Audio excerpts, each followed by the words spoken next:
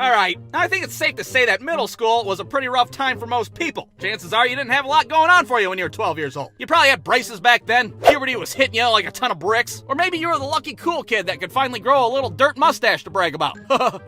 I look like Burt Reynolds. Or perhaps you were the weird goth kid in class. I'm not cleaning my room, Mom and Dad, because I'm a sad, brooding little bastard, and my heart is an ocean of sadness.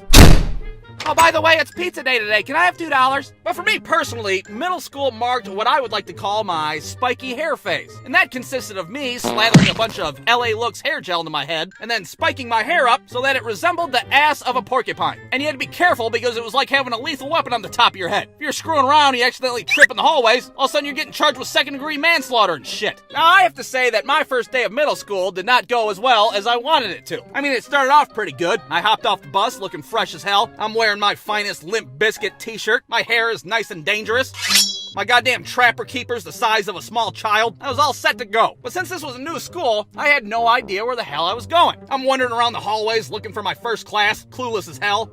Is this room 208? Kid, this is the fucking bathroom. Can you not talk to me while I have my dick in my hand? I'm asking random people in the hallway. Hey, do you know where room 208 is? I have no idea, kid. I'm the janitor. I'm drunk as hell right now. So now I'm starting to panic, and it's the type of panic that gives you nightmares later on in life. Where the hell is room 208? So now I'm running down the hallway like I'm in a goddamn Jason Statham movie, and just when I'm about to get to the classroom, I trip over my own feet and eat shit in the hallway. My giant trapper keeper soars through the air and smokes a bunch of children. I go to stand up, and that's when I realize I totally just ripped a big-ass hole in the crotch of my pants. There's teachers peeking out of their classroom and shit. Wow, who the hell still wears whitey-tighties? I don't know, but I can see that kid's balls right now, and I sure don't like it. But now I have to use my big-ass trapper keeper as a shield to guard my crotch for the rest of the day. Okay, not a great way to start your middle school career. So let me give you a brief summary of a few classrooms that I went to on that first day of middle school. Class number 1, American History, taught by Mr. Banks. Now, Mr. Banks was old as hell, which is probably why he taught American History, because, well, he was alive for 2/3 of it. He was so old that back when he first started teaching, they were still allowed to hit kids in the ass with wooden paddles. Hell, he even had his wooden paddle up on display in front of the classroom. Yeah, you little bastards sure do have it easy these days. Back in my day, if a kid fucked up a spelling test, I could knock him upside the head with a 2x4. Class number 2, Algebra, taught by Mrs. Salo. Now, Mrs. Salo was also old as hell, just not old enough to beat up children back in the day and get away with it. Instead, she would beat kids over the head with mathematics. I mean, this was our first dose of algebra as a kid. Our 12-year-old brains couldn't comprehend it. Mrs. Salo, are you drunk or something? Why the fuck are you putting letters in mathematics? Class number 3, lunch. Alright, not really a class, but I don't give a damn. Now, the lunchroom was ran by a guy named Mr. Watson. And Mr. Watson was a weird dude. He wore a purple suit, he had a jerry curl that was absolutely flawless, and he was the size of a goddamn Megazord. This dude was like 6'7". There was a rumor that he used to be an offensive lineman for the Indianapolis Colts. Now, whether that was true or not, I don't know, because there was also a rumor that he beat up a goddamn Kodiak brown bear. And I don't even know what Mr. Watson did at the school. He wasn't a teacher. It was like they just pulled some guy off the street like, hey, you're a very large man. Can you scare the shit out of a bunch of 12-year-olds so they behave in the lunchroom? Yeah, I can do that. So you just stand in front of the classroom with a microphone. All right, you kids, I want you to quiet down, damn it. This ain't an episode of Soul Train. Quiet down. Episode of Soul Train? What the hell is that? I don't know, dude. Shut up. You want to end up like that goddamn Kodiak brown bear?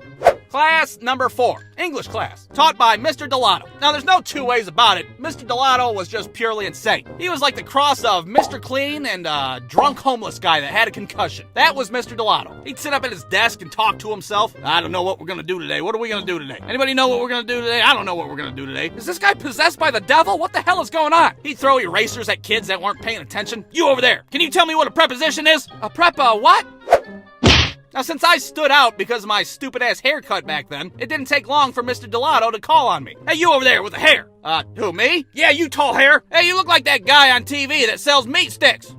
The who? You know the guy on TV with the meat stick? He goes, eat me. You know the guy. Now, nobody knew what the hell Mr. Delato's incoherent ass was talking about. But apparently, he was talking about the guy that does the Slim Jim commercials. Oh, yeah, snap into a Slim Jim. No, not Macho Man Randy Savage. I mean, this weird guy. Snap into a Slim Jim. Eat me. So apparently to Mr. Delato, my hair didn't look like a porcupine's ass. It looked like a goddamn beef stick. Go ahead and say what the beef stick guy says on TV. Say, eat me. No, I'd rather not do that. Go in front of the whole classroom and yell, eat me, goddammit! So there I am in front of my 7th grade class, crotchless, about to recite a goddamn TV commercial. Eat me! Louder, and with more enthusiasm. Eat me! Somebody kill me, please! Now the whole class is losing their shit. Wow, who the hell still wears whitey tighties? I don't know, but I can see that kid's balls right now, and I sure don't like it. So needless to say, when I got home from school that day, that LA Looks hair gel went straight into the garbage, and my ass never spiked my hair again. So the next time you think you were awkward or weird in middle school, just be glad you didn't become Slim Jim's new 12-year-old crotchless mascot. Step into a Slim Jim!